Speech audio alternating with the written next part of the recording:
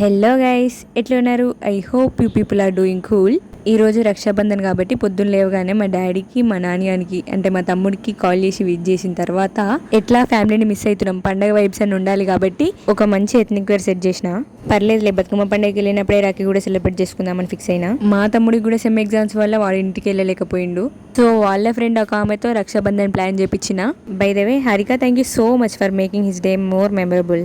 And one more thing ఏంటంటే, కేరళలో రక్షాబంధన్ అంత పెద్దగా సెలబ్రేట్ చేసుకోరంట.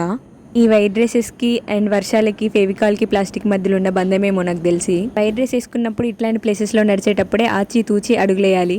అండ్ పక్క నుండి వెహికల్స్ వెళ్తున్నప్పుడు ఇంకా మనల్ని మనం ప్రొటెక్ట్ చేసుకోవడానికి ఒక మినీ యుద్ధమే చేయాలి, బురద పడకుండా. ఎట్లాస్ట్ నా డెస్టినేషన్ ఆఫీస్కి అయితే రీచ్ అయినా.